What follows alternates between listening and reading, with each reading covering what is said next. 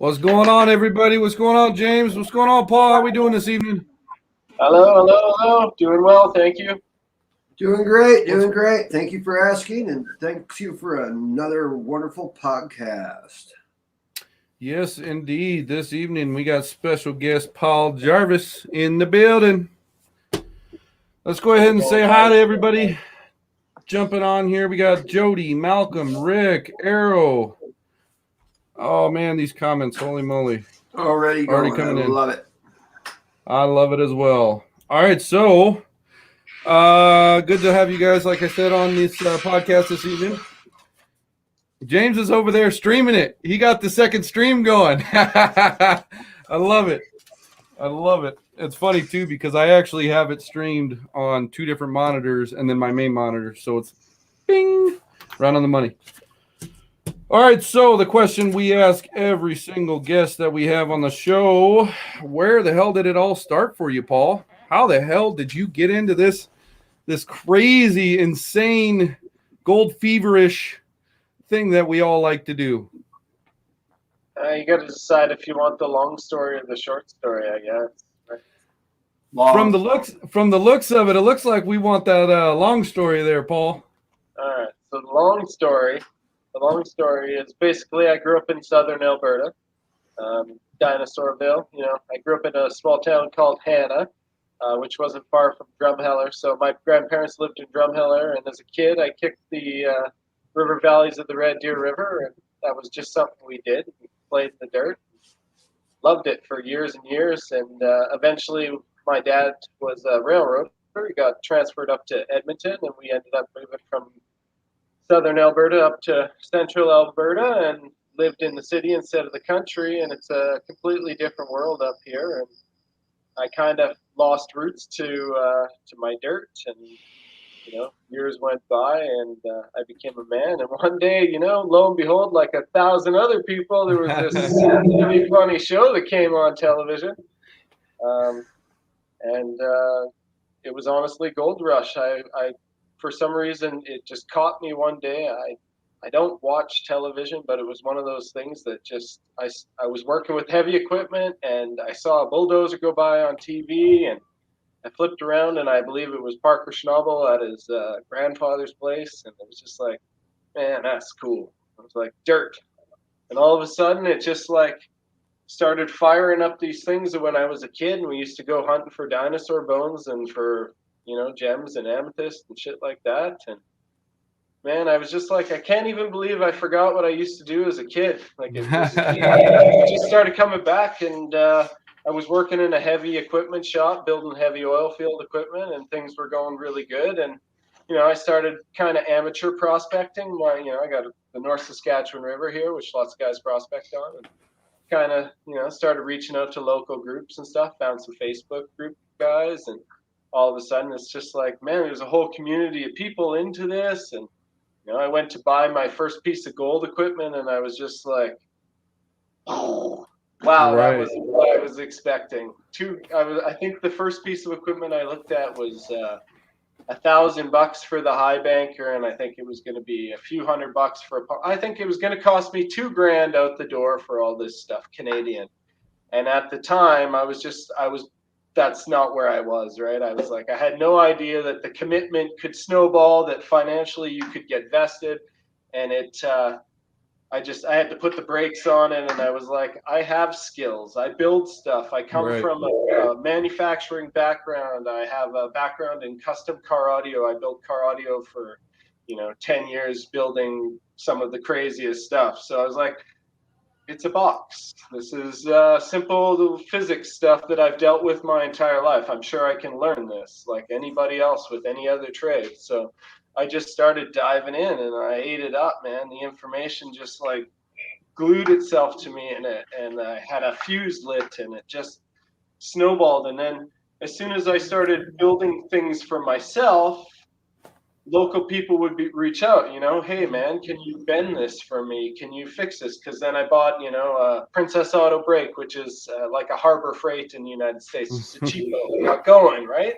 It was just like helping people out was really cool, and it felt good, and everything was great. And I was working this oil field job, funny story, while I was working there, I built my 2 first trommels, if anybody's ever seen them on my YouTube channel. I built 2 trommels while I was at work instead of working. Dude, And that's awesome. shit just went crazy from there, right? That was really the beginning of me deciding to make a direction in my career path. So lots of people know the economy went to shit depending where you live. We're in an oil community, so the oil kind of tanked here. I was laid off from my job. My kids are young. I'm kind of financially stable, so I can stay home. I can kind of just figure out what I'm doing, and I'm doing the family thing, and life is good. But I'm slowly going crazy because I'm not working. Right. And I got this, my shop. Right. And I'm like, I got to get back in there. I got to stop, sitting on my ass. And it was like, well, what am I gonna do? I love building, and audio was my thing that I used to do. And I was like, I can't go back to that. I can't get back into the car scene. That's not where I want to be. Right. I'm like, not going back to the electrical scene. This gold mining thing is still pulling at me. Gold rush at this time is, just blowing up, and everybody's I'm still on the sidelines. Like I'm kind of catching episodes here and there. One day I think Gold Rush Bering Sea turns on, and it's Vernon yelling at somebody, and I was like, I can't watch this shit. Turn it off. This isn't me. And then, just time goes by, and I was just kind of sucked me in. And I was like, this is what I want to do. And I just started forming boxes. And Dream Mat, for example, I fell in love with the technology that Dream Mat was coming out with, what David Peterson was doing. So I wasn't even building boxes yet. I was still kind of on the edge of prospecting, and I reached out to Dave, and I was like, man, I got to buy some of this. I guarantee I was the first guy in Canada to have a Dream Mat, for example. Like, oh yeah, no, I was on his tails, every YouTube video, I'm clawing at him to get into this. And then I got some product, and I was like, okay, well, this is cool. Now I got some stuff, and I like it. Nobody else has seen it around here. People are seeing it, and then they want to buy it. They want it. So I'm like, well, maybe I can start a little side hustle out of my garage. Right. Different than anything else I ever did. A little side hustle doing car audio stuff or whatever. Now I'm doing this little side hustle doing prospecting thing. Building a little box, selling a little thing. And then it got to the point where this isn't a little hustle anymore. Like, this is starting to become like a job. And if I want to do this, I can't just hustle every day. I gotta, what do I want to turn it into a business, right? So then, boom, adventures in gold prospecting. Here I come. I think I had already started my Facebook page, and I don't think I had any sales through it, but I was just kind of posting what I was building, and I was just where my ideas, where my mind was going with what I wanted to do, and the following just kind of started, and guys are just giving me feedback. Everything's been based on what people are telling me. Do they like it? Do they not like it? Like, my background is in building and catering to what people want. So I would build something, guys would be like, hey, right. It was great. So we just kind of kept working that way until it got to a point where it was like, okay, I have some designs that I really like. I got a recovery system that I really like. Like, let's see if I can't offer it to people, like, there's a lot of great manufactured name brand product out there, but just like I said when I started, a lot of people hit the market and they're like, oh, whoa, I didn't realize that, it was going to be this kind of investment to get started, or big whatever. tags, yeah. Right? So honestly, I kind of started to be the guy to kind of cater to entry level and newbies and stuff. And I like to say I still cater to them, and I love to help out new prospectors, but the product has evolved quite a bit, and even myself, my own product prices are higher, right? So everything is growing, and I'm gonna arrange a whole product line to cater to newbies, to the guys that go to claim level. I'm gonna try and do it all. It's just hard right now. It is. So I'm buying a shop, but I got a vast amount of gear. Right. And so the crazy thing is that I wanted to mention was the different types of products you already have out on the market.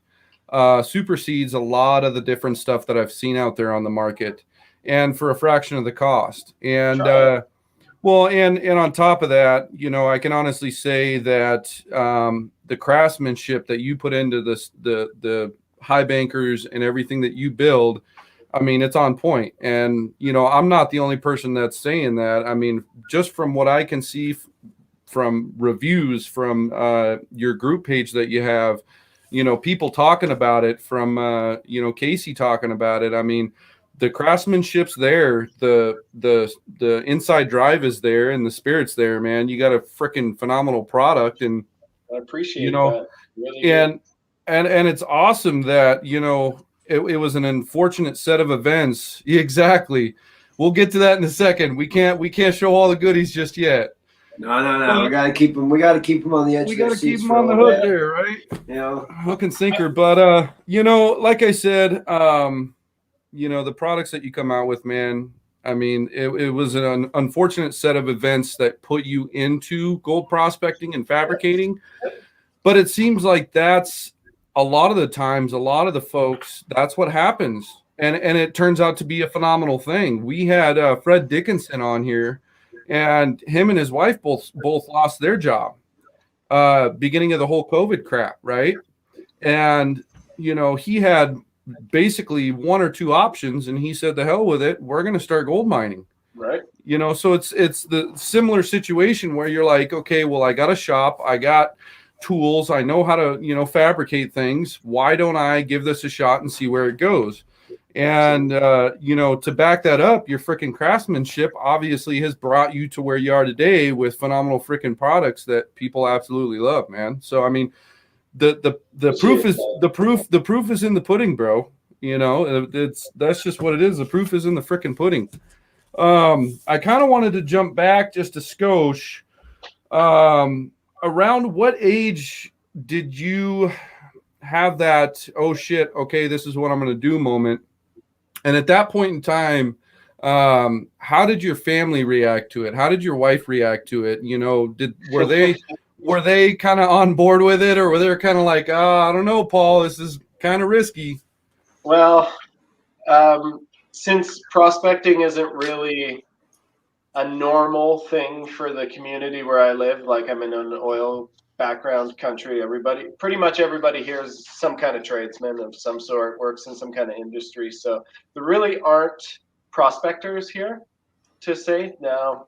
So I didn't know any growing up. Like, you know, no one I knew, right, Japan, for example. So the reaction, I told a lot of people that I was interested in it following Gold Rush and stuff, and the reaction was, that's nice. As it always is, you know, it's that reaction that you get that you're like, okay, you just it kind of builds that fire in you. You know what I mean? It makes you want to do it even more, and it makes, I mean, and it's not. I'm an underdog lover, man. As soon as somebody tells me you can't do it, I'm getting it done. You're like, oh yeah. You're like, oh yeah. We'll see about that shit. Do something. Here we go. Bring it on. Yeah. Yeah. There's no gold in that dirt. Well, you know. I guess it depends how you look at it. Right? Move 20 yards over and there probably will be. where I live, it's kind of funny, on the North Saskatchewan River, which is quite known, the NSR as we call it. It pretty much has gold anywhere you want to go. So if you can't find gold on this river, you are not trying hard enough. Right, or digging deep enough, one of the two, right? It's there, man. Flood gold's everywhere. We got flower gold and everything, so...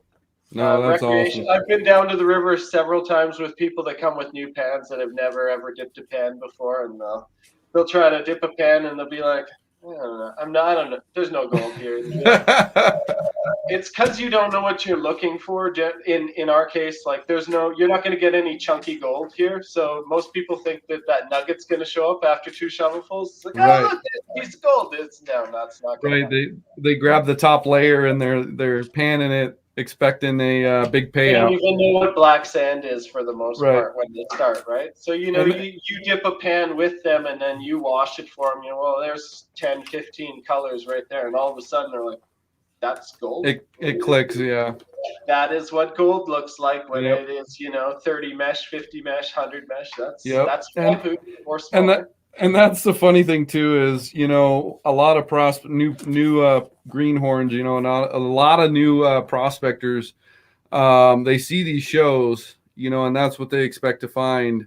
And but the funny thing is about that is they find that 50, that 100 mesh gold, and they're still hooked. They're still absolutely. freaking hooked. Absolutely. Like, you know what I mean? I built a Oh, yeah. trommel at work for like 100 hours instead of doing work, and I was like, it was like a kid in a candy store. The first time I hauled it in my canoe. I took it everywhere, man. This thing weighed like, I don't know, 150 pounds, and it needed a battery and a pump. You know, I hauled this thing. I was proud. I hauled it through town to a place that's called Gold Bar, and I used it. And it's funny when you get the gold fever in it, you'll do a lot of things to put a little shiny in that pan, right? Well, See if you can get more. yeah, we'll put it this way: you'll do a whole hell of a lot more trying to find that gold than you will around the house. Let's get an amen on that. Oh, yeah. And it's funny because it's like I say, it's like a kid in a candy store. Once you get going, it's just you want more, you want more, you want more, you want bigger, you want different. And the cool thing with gold is, like, depending where you go and the type of gold that's there and the size and what it's mixed with, it's a different challenge all the time, right? So it's oh yeah, like a game that just keeps going on. No, That's why I have all these chuckles when I read posts all the time, because it's like people talk about things like as if they're in this fixed box, and it's like, right. Yeah, you know, planet Earth and gravity exists, but like there's so many factors that come into play, and if big you time. don't try to learn about your environment, it's really hard to maximize on your the ground potential for being able to find gold. And that's the thing too, you know, is one thing that I always love to say is knowledge is free, man. Knowledge is completely free. It costs nothing. And there is a massive community, you know, that is more than willing to help with any of your questions, hits, runs, errors, concerns, you know, with what kind of ground you're messing with. You know, when you try to drop a post in and say, does this rock have gold, and the rock's blurry, you know, you're throwing yourself to the wolves, essentially. This one right here, you know. Yeah, you know, the fuzzy thing in the corner. Yeah, exactly. So, you know, I mean, we try to be as nice as possible, but you know, it's inevitable. It's one of those things where everybody's saying it all the time, right? It's like, ask a question. You know, if you ask a question before you post a fuzzy picture and you say, "Hey, I might have a rock that might have this mineral or this mineral. What do you guys think?" And then at that point in time, obviously, you know, take better pictures. And if you can't, well, you know, if you can't, then it is what it is, you know. One thing I would suggest to people is when you are starting out and you get in the community and you're following forums and stuff, instead of taking everything that you're thinking of to public forum, find a buddy that you can talk to, that you can message with, that you can bounce ideas off of, because chances are most of the things that new people are asking has already been asked 1,000 times. And to get them to the most accurate information the quickest, like, just ask somebody that's already in the community. Taking it public is going to give you like 1,000 things to try to, like, everyone's going to have an opinion, right? Whereas if you just bounce off one of your buddies that's already read 100 posts about this and has already gotten the information, you know, it's going to save you a lot of time. And you probably a lot of headache in your inbox, right? Oh yeah, no, a lot. Yeah, it'll save me a lot of headache. That's for damn sure. I'll tell you that much. But you know, yeah, and that's the thing. You know, the prospecting and mining community, it is still a very tough community to come in as a greenhorn and you know, learn new things. But like you said, dude, you hit it right on the freaking head. Find a buddy. You know, you see a specific person posting, you know, and it looks like they know what they're doing and they're finding gold.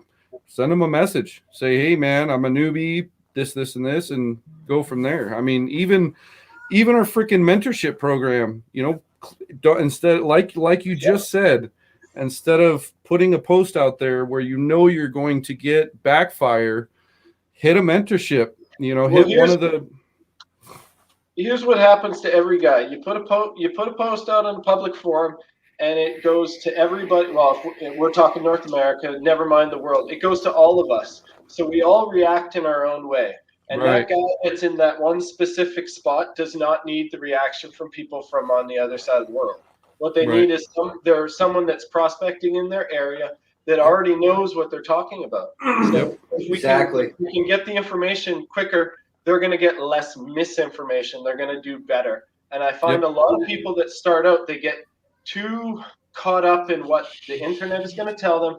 Then they go out and then they're disappointed with whatever results they've had because so-and-so said it was going to be like this. And it's like so-and-so from so-and-so is not here. Like, let's focus on what you're doing and you'll probably see better results. So again, if you reach out to someone in your community, start a small messenger thing, you'll be surprised how quick the information shares. Like I don't post a lot anymore because I don't need the feedback from 1,000 people. I'd rather just reach out directly to the people that I trust and communicate that way, right?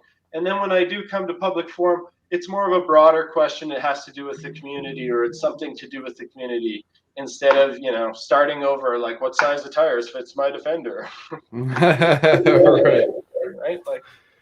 Right. So and it's not an insult to new people. I just think that if you want to get the best information, you reach out to the people in the areas you're prospecting. Is basically big time. And that's some of those really good tips that we want to continue sharing to a lot of people, man. You know what I mean? Because all the newbie prospectors, you see a lot of different people, and I see it all the time with PB. And what I like to do is I'll personally send them a message. I'll reach out to them and say, hey, man, I declined the post, and this is why. I just want to let you know. I let them know basically what's going to happen before it happens, and then educate them and help them along their journey with whatever they're trying to do. It's going to stay more positive too, right? You're going to find the information that's going to support what you're doing, which means the feedback you get is going to be really positive, generally. And that's going to support you in your cause. If you reach out and sometimes in the internet and you want to post your Amazon buy, you're going to get slammed by 100 guys telling you how it's not going to work, and that's not going to make you feel good when you go out. You're going to expect failure.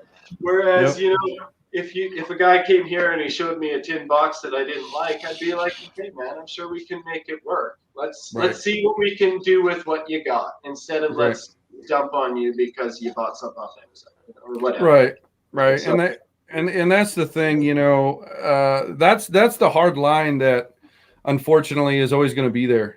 Is you have these folks who are like, what the hell are you doing? Drop it. Leave it alone. And then you have the other folks that are going to, educate you and help you along your way. And, it's always going to be like that. So at the end of the day, just because you get negative feedback from something doesn't mean you put the pan down. You don't give up. Yeah, don't give up, man. Exactly. That next pickers might be that next shovel that you decide to put in the ground. That best pan ever could be that very next shovelful. You can't give up. You got to keep pushing. Don't give up. And anything that comes in your way, and a lot of things come in your way that you wouldn't even thought would be an issue. I mean, I won't even go into my last season, but I mean, it's a challenge. But if you can take those challenges that come your way as a prospector and learn from those challenges or mistakes, whatnot, and strive forward and use that as, hey, I'm not doing that again because that leads to this. And, it can be a snowballing effect. When you start out, there's so much learning. Yeah. It's nonstop learning. So if you just get stuck in a way when you start out, it's probably going to, I haven't met anybody yet that started out and was perfect. So, yeah. Right. 100%. And try different things. 100%, dude. You go out there and you dig fucking forever, never find anything. And then that one time you go out there and you dig that one more time, bam, you hit the gold, and you're like, okay, well, now I know what to look for. Now I know what type of material I'm digging in, and so on and so forth. So just keep trying. My first season I ever prospected with the first trauma I ever made, which had all the recovery that everybody on the internet told me I needed to have. All my diggings, all my work, all my prospecting led Turned to into that right there. 1 gram of gold from an entire season. Okay. Now, a lot of people would be happy with a gram. I'd say this gram cost me 10,000 times. I was gonna say 10 or 20,000 times the freaking amount that it. Yeah. Yeah, that what it is worth in value. Yeah. Yeah. I spent probably 300 hours washing cons in VMAT and different things to recover flour gold and fine gold that people told me I could do, and I couldn't do it, man. I just wasn't getting results. And it's like I can pan, I can tell you, I can show you 50 colors in a pan. I couldn't get it in a sluice box. I couldn't hold it. I was so frustrated by a season, but I still managed to pull a gram after my work. So I had something to show. My second year, I did tenfold. What did you end up All I did hitting was for learn. So what did you end up hitting for your second year? 10 grams? 10 grams. Yep. 10 grams. Tenfold, so Wow. 10 times the one. From my 1 gram that I got in my first year. And I would say in my second year, I probably put in half the dig hours. Wow. What I learned in my first year was putting dirt in a sluice box didn't put gold in a sluice box. Or It in a just put vial. dirt. Yep. So what you're doing is you're washing rocks. You're not Yep. getting gold. What you need to do is learn to prospect. Yep. Right? So I learned the hard way after washing enough yardage and not seeing color show up and washing them so much time doing cleanups, man. I spent like an entire I was depressed. I was good. I actually kind of thought maybe prospecting Paul? ain't my thing. I'm there with you, man. My first season was the exact same thing, maybe I think about a quarter gram more than you. I got like 1.25 grams my first season, and I don't even want to think about how much money I put into that season, but I've already put that memory. That memory's not even in my mind anymore for my first but time. I think that's the learning gave curve, that up. right? Isn't that the learning curve though? It's It like is. that first Okay, season. so if you flip back to the beginning of my story where I said I went into a store and they tried to sell me $2,000 worth of prospecting gear, and I had no idea what I was doing. Right? Right. I got Right. 1 gram. At that time, it was probably worth $25. And I probably spent, $1,000 in driving around and all that stuff to go prospecting. What I failed to learn when I started was start by learning how to prospect. Right. Washing Right. rocks is fun, but washing rocks doesn't put gold in the box. No. Washing pay dirt that has gold in it puts gold in the box. Yes. And along that topic, that's one of the topics that I wanted to kind of talk about. And I know material is different in every in every different state and province and so on and so forth. But for that second year, what were some of the things that you looked for as you went out prospecting, and what are some pointers that you could basically give out in a general aspect to those that were essentially in the same boat as you for the first year? Well, where I prospect, I'm in Edmonton, Alberta, Canada, and I'm on the North Saskatchewan River. It runs right through the city I live in. So that's where I prospect. It's close to home. I can basically branch out in a couple 100 kilometers in each way and find gold. So we camp and quad in that area anyways, so that already fits my zone. So I generally, just like everybody else, it's access to the river, which is always problematic because of private land. The North Saskatchewan is quite channeled down, which means there can be quite steep cliffs to go down if you are coming off of private land. So getting access where you can drive directly down is a little bit tough. So everybody generally ends up in the same areas. There's a place called Prospectors Point in Devon, which is very common. It replenishes with flour gold every year, so lots of people are out there. Anyways, I prospect wherever I can get on the river. We quad, so we have a lot of different access. When I first started, I was probably thinking a pan color of 5 to 10 pieces of flower gold was worth putting my high banker on. Now, when I see 5 to 10 colors of gold, I think that was fun back in the river. Yeah.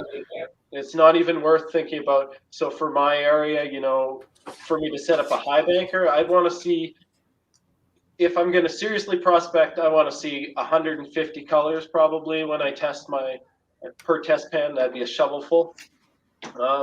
If I'm just setting up a piece of gear, like say this high banker over here, just to say run it, to put some dirt through it, see how it responds. If I have 50 colors, I know what 50 colors will pay out after I run about a yard of it. But 50 Right. colors isn't going to make any bank, right? 150 colors will yield you about a half gram an hour, half gram, 3/4 gram an hour, which is pretty good for us.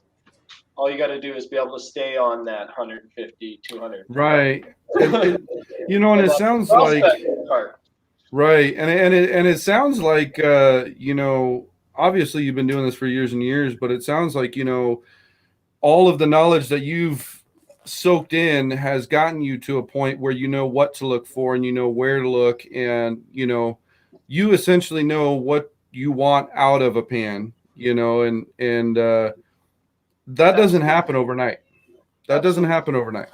You will, like in the North Saskatchewan River, for example, what you'll learn is what the different sediment layers of gravel look like. You can just, once you have hit pay, you'll know what the pay layer in the North Saskatchewan. You can be walking along and you'll be like, well, there's a nice pay layer that's in between here and here, or whatever. Like they are there. Whereas different parts of the river, it's just gravel mixed with sand, right? Like it's just an amalgamate. It's like being at a gravel pit. So it's a rando dig. That's where you get those 5, 10 colors. Those are usually, you know, your big sandbars that guys can get to. But the pay layer places where the guys are getting decent pay from, that comes with the prospecting. And here we have a couple dams on our river, which really, we don't get a low water generally, right? The dam is usually always filling out. So we have kind of a continuous flow in the river. We have a peak in the spring and then kind of throughout the summer. That's it. Right now, we're at the lowest point. So you can get further down than you ever will. You're going to get the best color you will versus earlier in the season where you're going to hit the higher bank gold.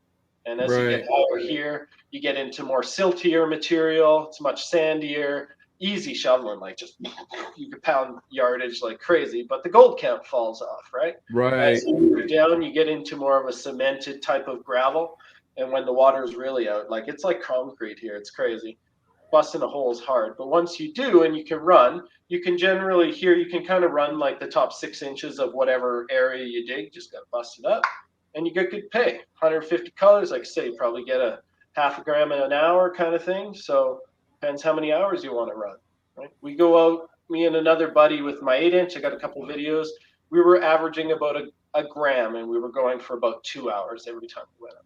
Wow, that is absolutely phenomenal, man. And that, for example, is gold. Look at that. And yeah, that is beautiful, man. Holy moly. Yeah, that's gorgeous. Here, right? That's gorgeous. Very fine gold. Yeah. Well, it looks like it has some decent size to it as far as flour goes, you know, because we were out we were out in our first prospecting group dig that we did was out in Riggins, Idaho. And you want to talk about flour gold. This shit was beyond flour gold. I mean, it was just the powder of the powder, man. And true flour. I mean, truly, dude, full blown flour. Yeah, and you know, the gold that you were showing, it's definitely flour. It has a little bit of extra, you know, girth to it as far as flour goes. So it's probably, you know, I'd imagine. Sorry, go ahead. Sorry. Oh, you're good. I'd imagine it's a little bit easier as far as cleanup goes compared to like freaking. Huh? You still pan it. Oh yeah. Yep. So that brings us on to the different types of equipment that you fabricate. I wanted to show all the guys that are watching the show, the guys and gals, excuse me, that are watching the show. the different types of equipment that you have. I'm going to put some pictures up here on the screen if you want to go ahead and elaborate as I put them up here. So let's see here. Give me 1 second. So first and foremost, let's go ahead and talk about this bad boy right here. Oh, that would have been nice to have this summer. Isn't that a beauty? Yeah. So I think that one there is the 12-inch Adventure cart mode unit, which is a 12 by 48-inch high banker with a 30-inch oversized hopper. I think that guy there has got a 7-inch. No, sorry, that's an 11-inch deep hopper. Beautiful. Yeah, Absolutely. That's a big guy, yeah. Absolutely beautiful. And then let's go ahead and talk about this bad boy right here. All right, so that one you've got the sluice pan, which is really cool. The sluice pan is basically designed to kind of allow you to move more material quicker with less equipment with you. It's just a fast way to process a bunch of material. So for me, if I was going to use the sluice pan, most likely it's going to be for sampling. Right. I throw my sluice pan in the back of my ATV, and the reason I do, shocking, I have one right here. in the flesh. I don't know how that happened. This really nice action and everything.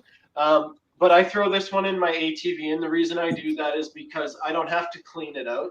I don't have to get down to my gold. It allows me to sample little creeks when I'm rolling down and the kids want to stop or whatever. And that's usually when I use this, when I only have a few 10, 15 minutes.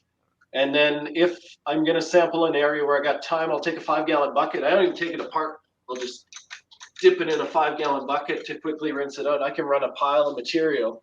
And all you're doing is you're shoveling in, and then you basically sink it in any water, whether it's still or a creek. And you use this rocking motion or side-to-side motion to get the heavy material to fall to the bottom into the miner's moss. And then basically once it does that, it's just like, see you later, Dude, rocks. that's badass. And then you can wash the material. And because it has roller-bearing handles, there's no real fatigue on your hands. There's no fatigue on your wrists or your forearms. So you can do it over and over. I get asked all the time, the sides are too low. I guess a gold hog has big sides or something. I don't know. Never seen one. But the reason this doesn't have big sides is because you put more material in it. A guy would end up putting like 4 gallons in it, right? Just a big old pile. And then it would just be spilling out everywhere. And, you know, that doesn't do anything for you. So this is about a shovel and a half, 2 shovels, depending on your sand content. You saturate it, shake, shake, shake. Like I say, the heavies fall almost instantly, depending on your material. If it's a harder wash, you can put your hand in it, scrub it, whatever you got to do. Dump the crap off. Then you can use a gentle washing motion. These ones have expanded metal, has a flared opening. So that would be your upstream or your in. And you can run it just like a sluice. Riffles create the vortex. It'll wash out, helps rinse out a lot of the blondes. Repeat, do the same thing. You can do. Dude, that is badass, man. Depending on where you are. I think we did 20 or 30 of them before I took it apart and washed it out or whatever. So, dude, yeah, that is absolutely. Drop it in a stream, use it as a stream sluice if you had to, right? Dude, that's badass, man. I got to give you props on that device. That thing is freaking sweet. Probably I've seen those, and I was wondering how they would work. But that's badass. I've had, I think I've sent most of the ones I've sold. I think went to Colorado. I think. Oh, really? That's awesome. Well, it's backpackable. It's not plastic. If you drop it, it's not going to break. I know plastic stuff's super durable and stuff. But, right. And you probably won't get many uses out of something that's molded, I mean, you might, depends on how you use it. But if you got something metal like that, yeah. No, right. Do whatever you want. Right. No, that is pretty freaking sweet, man. And these ones, this is generation 2.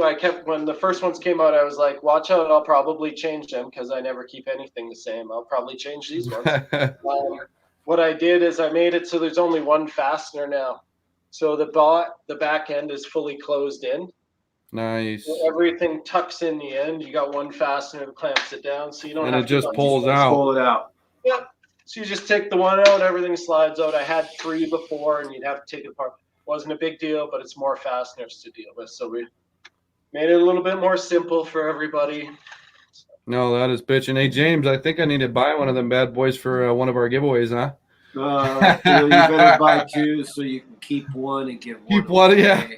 No, here's another thing I do with this thing. Just, when I have my high banker out, and especially when I'm testing or playing with different recoveries, I will sometimes set it up at the end of my sluice and use it to direct my slurry at the end.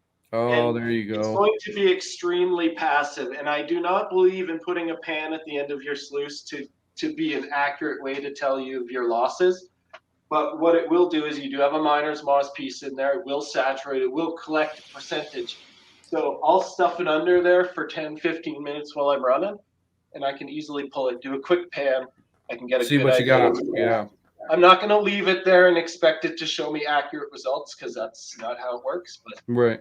10, 15 minutes, and it'll help to redirect my slurry into my settling pond or whatever, right? No, that's a freaking, that's awesome, dude. That is a good piece of equipment to have. Good piece of equipment. No, definitely, man. I want to own one now, so it's on my list. I think you got a customer now, Paul. So you got be on the lookout for that order number, buddy. So we got another really awesome piece of equipment that I want to bring up here, and I'm pretty sure a lot of folks, and I know you know what I'm bringing up, Paul. A lot of folks have been asking about it. I personally have been asking about it quite a bit. Just how it works, how you came up with it, the thought process, and everything else from there. So I'm going to bring up the photo here. That way everybody can see what I'm talking about. And it is the Jarvis Riffle, the famous Jarvis Riffle. I've heard a lot of good things about this bad boy. A lot of good things. So, just like everything, there's a long and a short story. I was going to say, without further ado, Paul, let's hear that long story about that bad boy. All right. So the long story is, like I kind of said, I got rolling with David Peterson with the Dream Mat thing. He's a really cool guy. He has a really interesting mind. He's actually watching right now. If you want to say hi to him. Hey, David Peterson.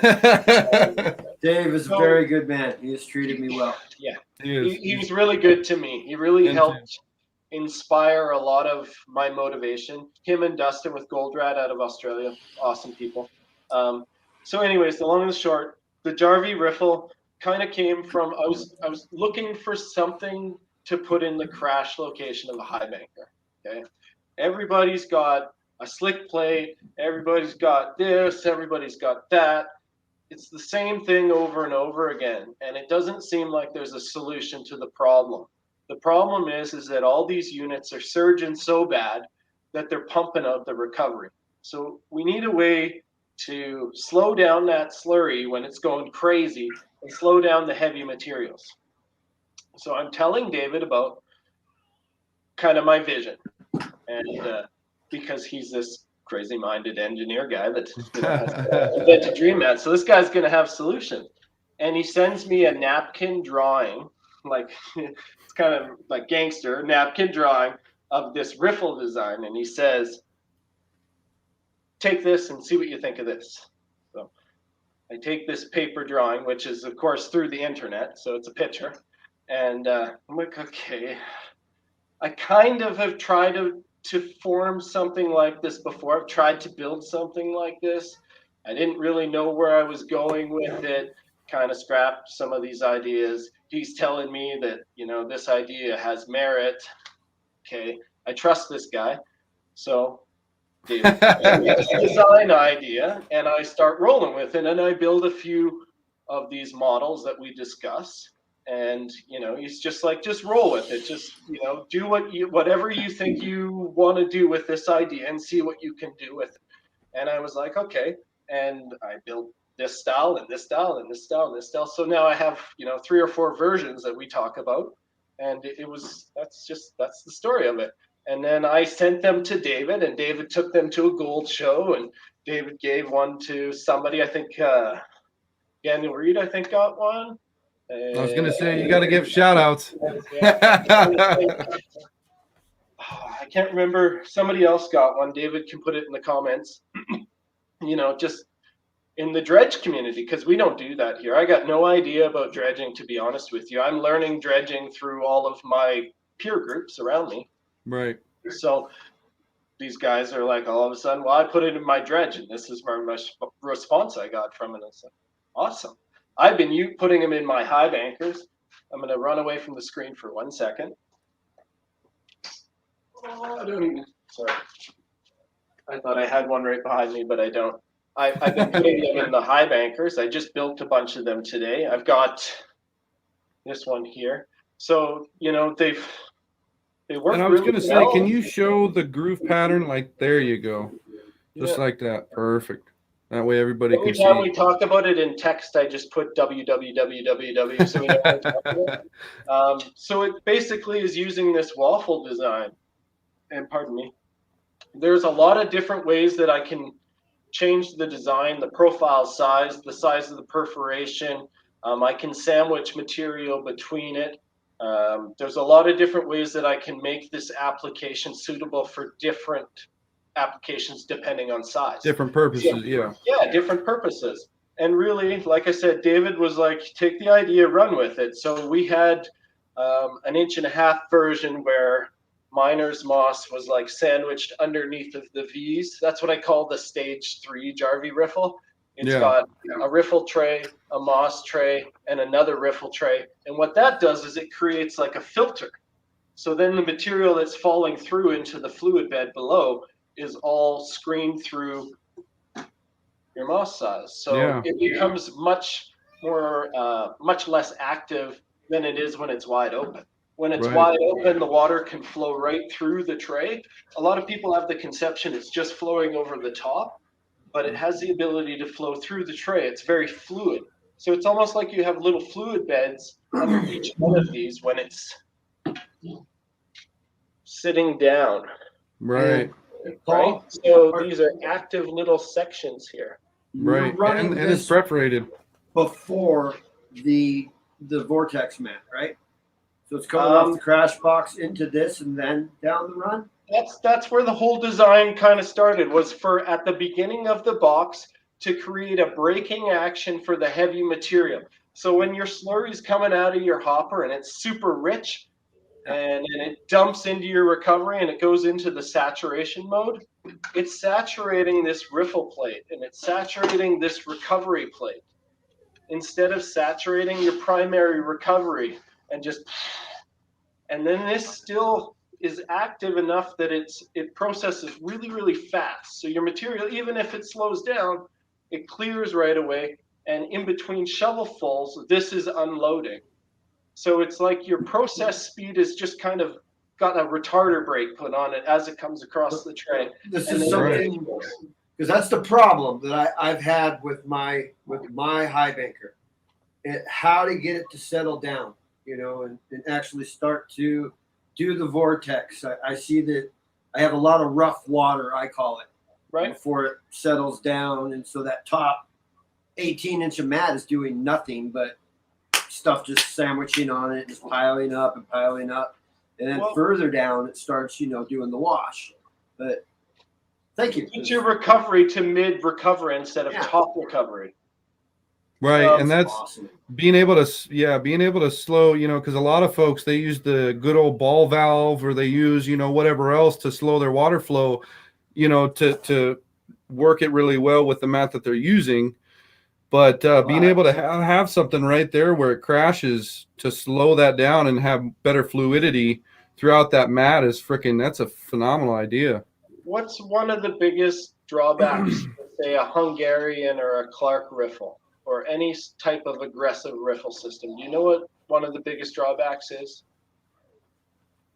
They pack out very fast if you're not running. Consistent feed rate. You need to have a timed feed rate. You need to load the riffle, allow the riffle to process, and then turn around and feed the riffle again. If your speed is too fast, the riffle's full, you saturate the riffle, you blow by it. If the riffle's too slow, it blows out. That's why the feed rate's got to match the recovery. And when people start to realize that's the objective of getting the recovery to be as efficient as possible, then they're going to start to win. A tool like this is just an aid to help the recovery below it process as smooth as possible. It's Right. just going to help. When you put a huge sand lug in there, it's going to hit this thing, and this thing's going to saturate, and it's going to wash off.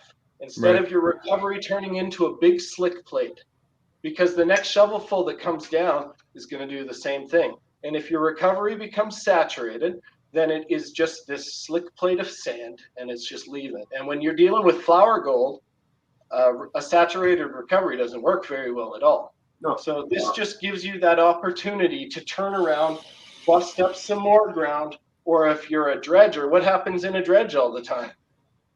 Suck up a whole bunch. Oh, Don't dude. suck up anything. Suck up a whole bunch, right? This is going to give you the ability to load it up and then process it across. Right. If you can feed your unit smoothly all the time, awesome. If you can't, this is going to help you in that situation, which is pretty much all of us that are not using a conveyor belt to feed our sluice, because you know, not every shovelful is the same. One might be heavy in sand. Next one might be heavy in rock. Your dredge might suck up a bunch of big cobble before it sucks up a bunch of sand. So your recovery system is constantly doing this slurry percentage of what sand and recovery, right? Yeah. So this is one of your solutions that I offer. Anyways. No, dude, that's freaking absolutely awesome. We actually got a couple of Well, funny the comments website here. where this stuff can get purchased, would you? Yeah, so right here, just phone me. yeah, I was gonna say, so he has a Facebook group called Adventures in Gold Prospecting, and if you guys actually look up top right in his video window there, all you got to do, there it is, boom. All you got to do is look that up on Facebook, jump on over there, and send him a message, and he will get you taken care of. We got a couple of comments here from David. I knew he was going to comment. It was only a matter of time. Fill in my gaps. He said, we made a super complicated Dave version. Paul made it a simple version. And then he says, so he asked me what to call it. I had the super complicated name. So Paul says, error. How about Jarvin Riffle?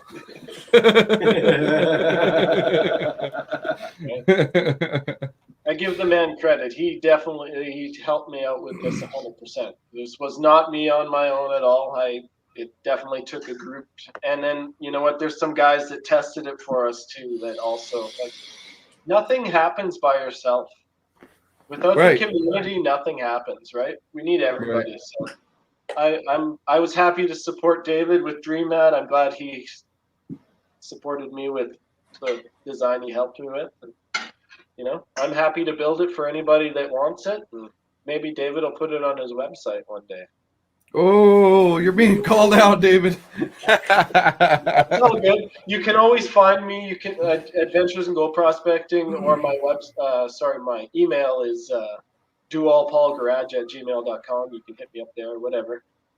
I'm sure you'll leave a link or something for people to find me. So anybody that's interested, and these, honestly, these have been extremely hot. Like, every day I'm getting another inquiry for these. And I'm really happy to build them. I'm glad the guys that are getting them are getting the results they want. And while we're on the subject, I'm going to say one thing. Some people, this is an 1/8" version, so you can see it's quite small hole. If your material's flowing this way, these holes on the upstream side, they're going to get rocks in them. It's going to be okay. Just right. A lot of people get concerned it's going to affect it if they get rocks in it. Just changes the filtration on the upside side, but the vortice is still there. The tray is going to do the same thing. Smack the rock out, call her good, move on. Don't worry about a few stones in it. I also make them in the 1/4" and the 3/8" tray for the dredge guys, bigger. And I was going to say, so with the Jarvie Riffle, you went out and you've tested all of the ones that you've built. Yep. Is that correct? Yeah. And, you know, you've gotten good results from the tests that you've done. And I'm sure, you know, once you started sending them out, you were getting good reviews back with people getting results. It's interesting because I kind of like started doing them in the winter, so Oh shit. here it's frozen, so it didn't work out really well, right? The first ones that I made, I shipped them straight south. I sent them to David, and David sent them to a couple guys in the States that could use them, right? So the first guys to actually use the first prototypes, they all went south to you guys in the States. So I only got to base off the feedback, the videos, the pictures that I saw. Right. And then in the spring, I had already built all of my high bankers that I was going to sell, and they were already rolling out with these riffles in the crash section right below where the hopper drops out. So I like to do that. I don't know where it is. I also do expanded metal in the top in the crash, but I prefer to put the riffle trays in. These will become the standard in my build. The problem we're having I'm going to blame it on COVID, is this whole material thing. Yeah, it is a real thing, man. It really does exist, and I hate using it as an excuse. So lots of times guys will phone me or message me. They'll be like, how much to build this custom riffle? And I'll be like, man, I'm going to go to the metal shop and see what's in the scrap bin, and then I'll get back to you. Because buying sheet is like crazy expensive. Insane expensive. I always hit the remnants pile first before I touch anything that's new and having that cut. I mean, and it's not that I'm dumpster diving to build old mining equipment. I'm just if I source it out through a recycler or a scrap bin, I save the guys that are buying it 30% on material at least. So until materials become readily available and cost effective, the trays will kind of be available on what I can get, and then it'll be special order for guys. So a lot of times they come out in, I think I have 1/4 inch and 3/8. Quarters are quite common size that I'll use for dredge on the 1.5 inch profile. And then sometimes I'll go and use the 3/8 or the 1/2 inch holes if we do the 3 layers where it's got the miner's moss. And when it has the miner's moss in it and you have to take them apart, it's a lot of fun. It's a great it's also a lot of work. So this version like this is much simpler to deal with. I'm going to look at doing another sandwich version where I use screen. I'm going to try and find a different couple meshes of screen to try to see how they do. But of course, all of this stuff costs money and time and blah, blah, blah. So when we get there, we'll do it. For now, I rely so much on the feedback of the people that buy it and that put faith in me and the products that I'm making. Kind of like you said earlier, they trust the quality that I'm putting out. And because of that, I'm not going to sway on any of the guys that buy from me. I'm going to keep building shit at the same level I've always built it. And you guys keep asking for it, I'll keep building. No, most definitely, man. That's what we were saying earlier, is the craftsmanship, man. The devil's in the details.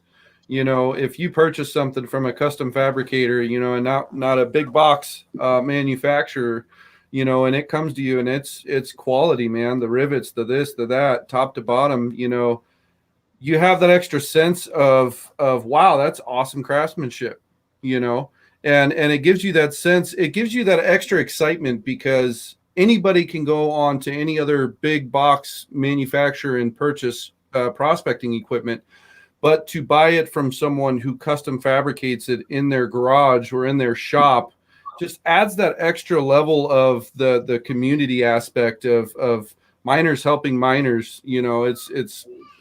It's awesome, man. It's absolutely awesome. You're not only helping them, but they're helping you. So it's a win-win situation in both books, man. Well, I already know that I need both of those for my dredges, so I'll be calling. I want one for my 3-in-1 now. Damn it. Yeah, I want one for my new 4-inch Keen, definitely. Yeah. And then one for the Concoop for sure. Yeah. I just got a request to put one in a Mini Max today. Yeah, I have a 4-inch Mini Max.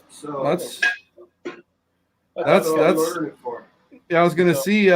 You know what would be awesome, James, is to get one of them bad boys in one of Research Steve's systems. That would be bitching. That would be if he had enough water flow, I'm sure that would be a pretty sweet video to check out. That's for damn sure. Makes a good nugget trap too, right? For you guys in your coarse gold areas, right? Yeah. Well, that's the funny thing too, is Steven just recently. Shout out to you, Steven. Love you, buddy.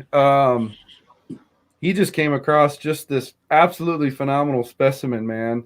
And I don't know if you've seen his video or not, but every time he finds a picker or a specimen, he has this signature, and it's yeah.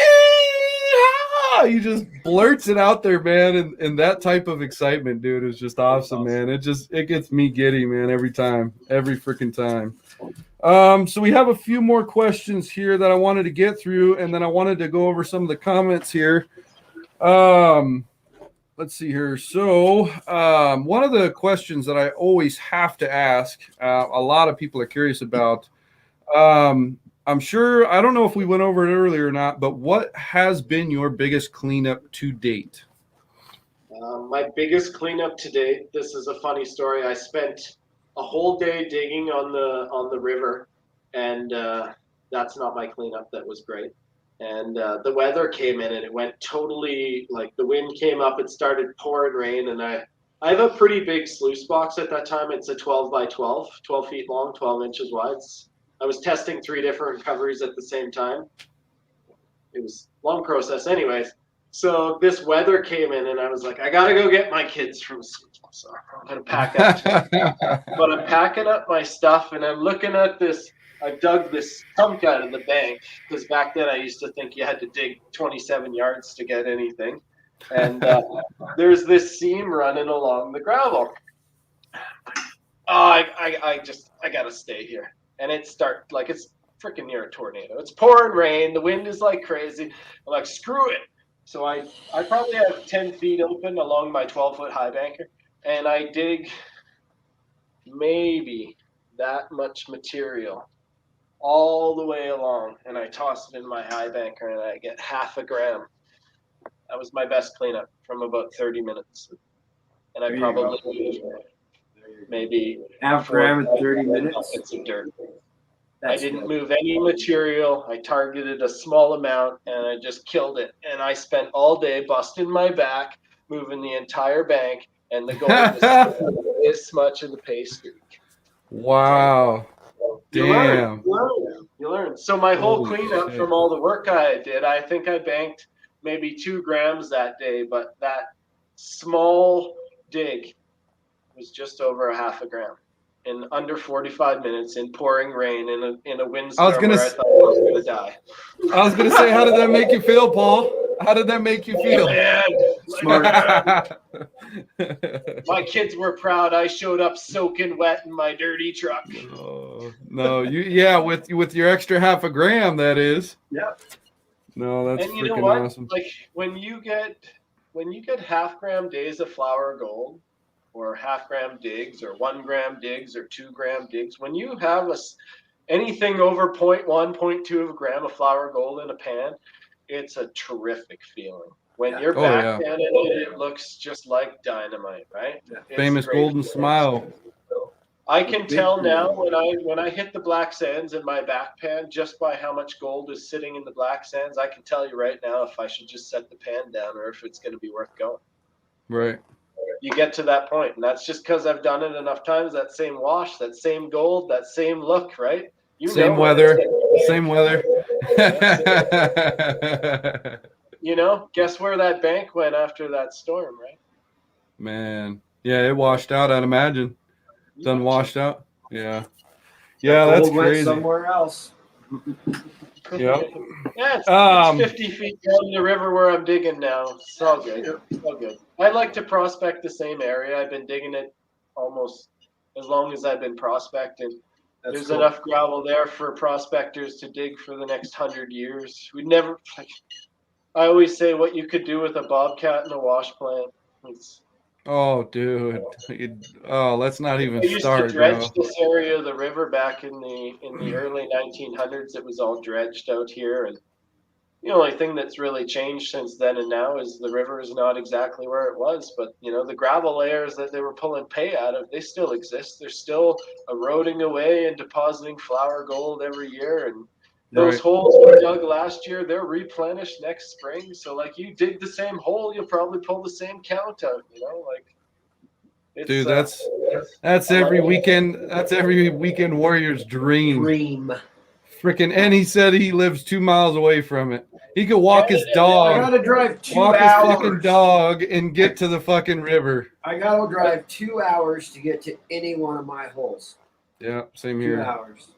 So the spot I really like to go, I take my 2 red healers, I take my kids. My kids walk upstream half a kilometer, they float down. I'll sit there and dig all day. We got a spot where we have like hot dogs and stuff, and it's like it's awesome, man. It's great. We got another I'm spot coming we up go there. to a trailer. Ditto. I'm coming up there, Paul. I'm coming up there, damn it.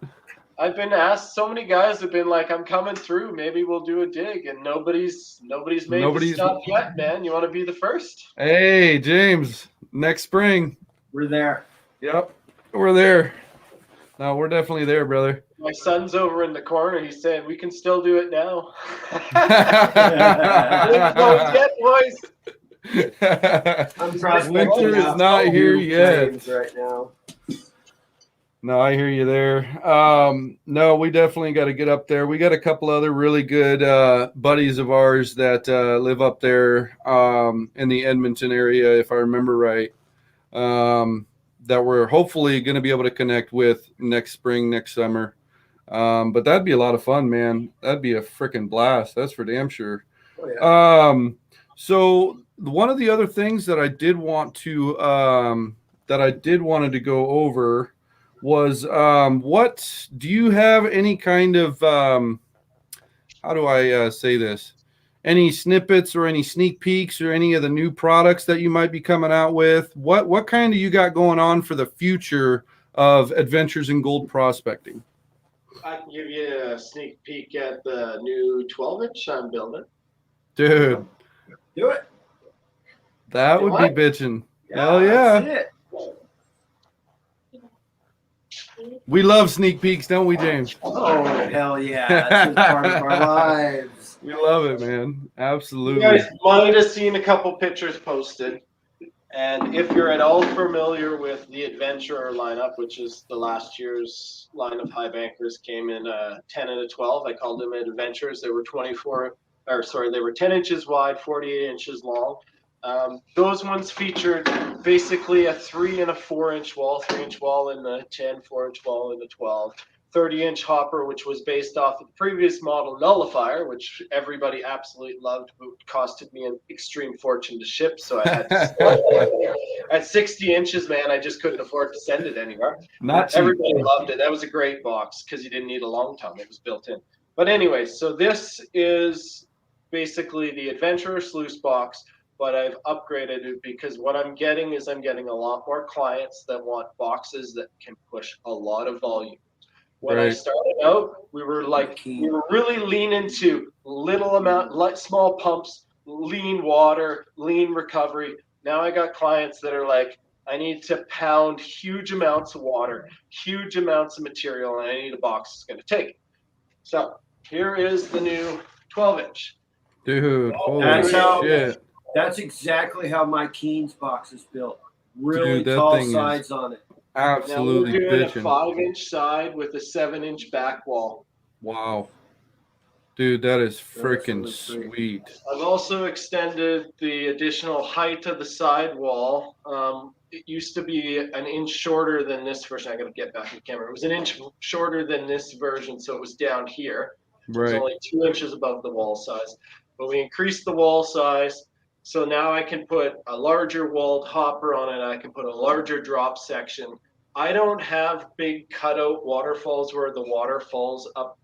I don't know if I can get this, 9 inches in front of the box like a Gold Hog or any of those guys. Right. My water doesn't crash here. My water comes to the back of the box. Right. It always hits the back of the box and then is very turbulent in this section. Which is another reason why my riffle tray here is a great addition. So now we'll be able to, guys that want to do dredging, we'll be able to dredge into this 12-inch box without any problems. But guys, good night, Alex. Sorry, my son's leaving. See you, buddy. Oh, you're good. We'll be able to run the 12s way harder. So we've also got a crossbar in this one.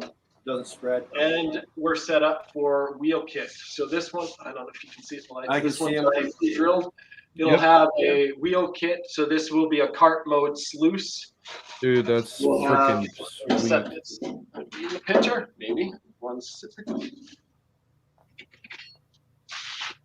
We will have the Jarvie riffle that some people saw me form the other night will be in the top section here.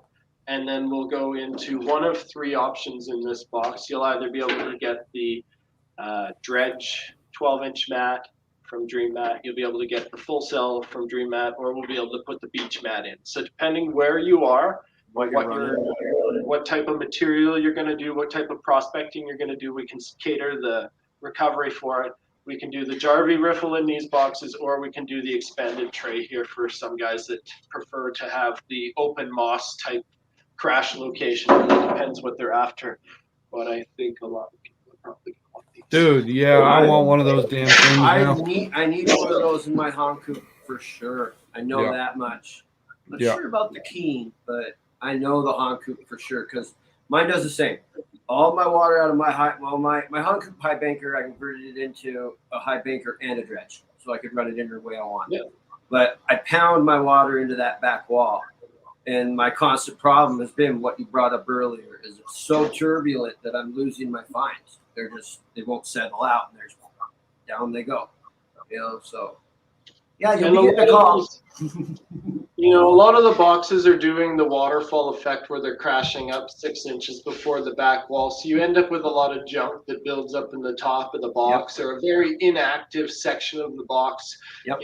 And my thought has always been if I'm going to carry 40 inches of sluice or 48 inches of sluice, I want 48 inches of sluice recovery.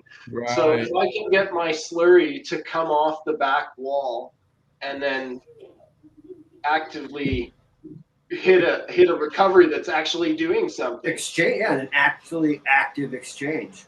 And a lot of times, like if you have a moss section here, the water will crash. It'll just keep that moss washed clean almost in the spot where it right crashes. So you'll pull it out, and all around it will be packed with small stones and stuff, but the one strip will be clean, right? Yeah. Yep. So when we do a tray like I've got here, we've got this upper lip of material that's solid aluminum. It butts under a lip that's here. So we've got a solid part where the water is crashing off the back wall, crashing off the bottom of the sluice before it gets into any type of plane of recovery. So we give it a little bit of, a few inches of space for that heavy material to fall again. And the other thing that's cool about this box and the previous ones is the hopper, the way the water leaves the hopper, it comes across the grizzly bars and then it travels across 10 inches of slick plate. So slick plate is a really important part of your stratification of your material, and it's often overlooked in small boxes to try to maximize recovery. Right. And I love slick plates, and I love to give a guy 10 inches of slick plate at the top of the box, but at the same time, I feel that the space is worthy of recovery. So what I did is instead of having that big waterfall effect 9 inches ahead, I extended a slick plate 10 inches into the corner. So I'm compound loading that corner of that sluice box. So that water, when it hits it, man, it just explodes, right? Yeah. That's why the back wall, this is kind of unique to my product. I don't think I've seen it in a lot. My back wall is broke and comes in, and then it's broke down. So that water that crashes into this back wall, when it turbulence and it wants to shoot up and it wants to shoot down, it's got a breaking point to prevent it from spilling out the back of the wall. So what's going to happen? The water, let's see if I can get this in the picture right. The water is going to come off the hopper, hit the back wall, and it's going to create this crazy effect right here where it does tumbling in both directions. And then what's interesting is the water coming out of the hopper has to pound through that crazy chaotic water. And when it does that, it creates a really unique effect. And you can see it right across the Jarvie riffle. The water is so insane. And by the time it leaves, it's a nice laminar flow. Dude, that's I'm getting the Jarvie riffle. I am so getting the Jarvie riffle. That's bitching, dude. Yeah. Let's not bend it, bro. Let's not do that. That one's on sale. No, you and David really came up with something absolutely freaking phenomenal, man. And I know for a lot of the viewers that are watching, you just answered all the questions they did have about it. You can only learn so much about products that you have through the comments and the this and the that, but to have an actual good full-blown explanation on how it operates in the high banker in a dredge, man, I think you hit it right on the freaking mark with everybody watching.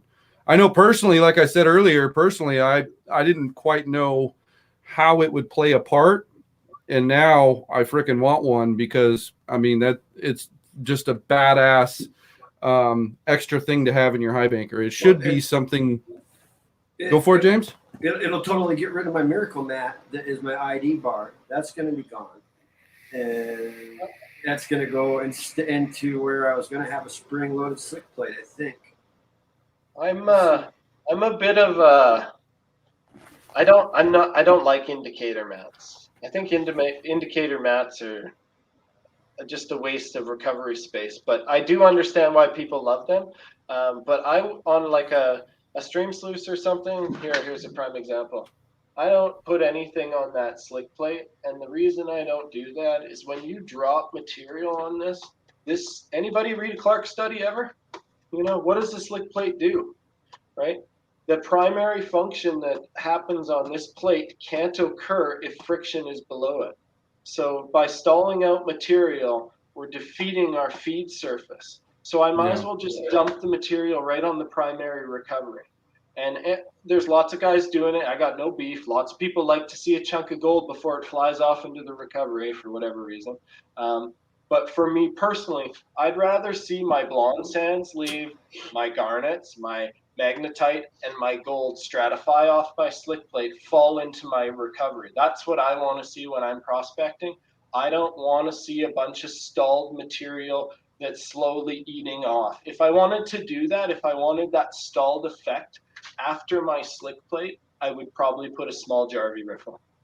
And then I would get that stalled effect. And I have done it. There's earlier pictures where I've done that before Miner's Moss, before Dream Mat, whatever, and put a small riffle in there. And that's going to give you that break for that heavy material off your slick plate, but allow that junk to leave the building.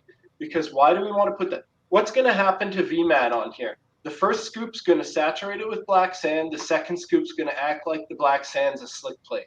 Yeah. So there's for me, it's not worth it. I'd rather have the stratification factor off my slick plate. So that's my reason for doing it.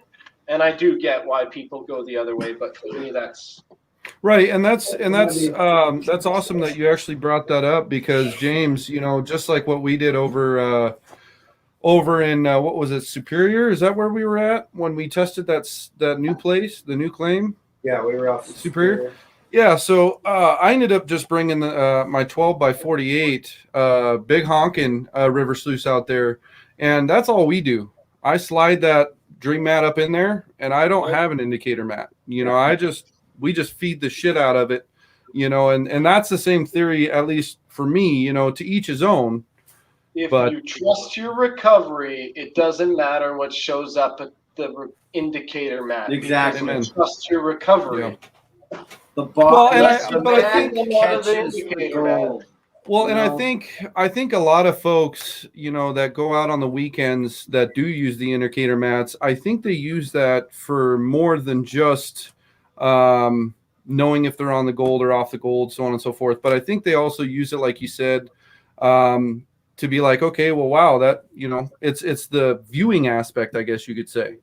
Yeah. Where they see it. Provide you a little stimulus if that's what you're after. You can be like, woo! Right. And I think, I saw that in your test pans when you were testing the material you're going to sluice. Why are we sluicing material we haven't tested? Let's go back to the prospecting aspect of why are we doing this?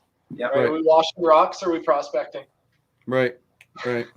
No, I don't think any of us want to just wash rocks anymore. I think we've gotten to that point where we've put in our washing rocks time. That's for fucking sure. I want to watch other people wash rocks. I want to get gold. Yep, exactly. Well, with that being said, we've gotten to the end of the podcast here. Paul, I really appreciate you jumping on the podcast and explaining all of the badass equipment you got and explaining the Jarvis riffle. Like I said, that was a huge hot topic that I've seen in a lot of different groups, a lot of different folks talking about it. I think you'll hear it. And I'm sure of it. Everything that I've seen and everything that I've heard has been nothing but positive, man. So, you got that going for you. And like I said earlier, your craftsmanship, the devil's in the freaking details, man. I can't say that enough. So continue to keep doing what you're doing, man, because you're blessing a lot of people with the equipment you're coming out with, man. That's for damn sure. So damn straight, man. And I'll be making an order soon. And I imagine after this podcast, I imagine you're gonna your orders are gonna pick up a little bit. So. I'm happy to help anybody that needs anything, anytime. I don't care if you got a Pro line or you got a Keen or you got a piece of gutter box that you dug up, or your grandfather had a tin can that had gold in it. If you need a hand and I can do something to benefit what you're doing, right. Man, I will help. I cannot control the cost of shipping, so I'm sorry if shipping is expensive on anything that you want. Right. When you buy any shit, it's expensive to ship. But man, I will build you a bracket. I got gold cube brackets. I sell people brackets to mount their things in anything they want. You need a lifter bracket, you need a form bracket, you need a piece of tin bent sideways. I'm here to help you. I want you to be successful. I'm going to keep growing this company. I'm going to keep building product, and if we talk again, I guarantee you I'm going to have something different to show you next time we see you. We'll bring you back. We always plan on bringing our guests back to do a checkup with them at a later date to see where they're going, what they've grown into from when we last saw them. You got a great product, bro. Really impressed. And yeah, dude, like James just said, man, we want to support as many folks exactly like yourself as we possibly can, because it's folks like you that keep the good craftsmanship and the good products and the good equipment and the good advice and the knowledge coming into the community, man. So if we can support you in any way, which way we can, we're going to do that, man. You got our full support, brother. Full support. Damn straight. So greatly appreciate that. That's awesome. I really I don't know what to say. You guys are awesome. Everybody that's reached out to me, thank you. The support is what keeps me going. Guys telling me that what I'm handing out is what they want, that they're getting the quality that they're expecting, that I'm giving them something that the other guys aren't. That's where it's at. The proof is in the pudding, brother. Proof is in the pudding. Proof's in the pudding. Proof is in the freaking pudding. That's for damn sure. And every rivet and every drill hole and everything you do, man, proof's in the pudding. That's for damn sure. So, all right. Well, you guys have a good evening. Everybody that jumped on to check out the podcast this evening, I appreciate you guys. You guys are what's keeping this community going. So with that being said, we're going to get the hell out of here. Peace. Have a good evening, guys.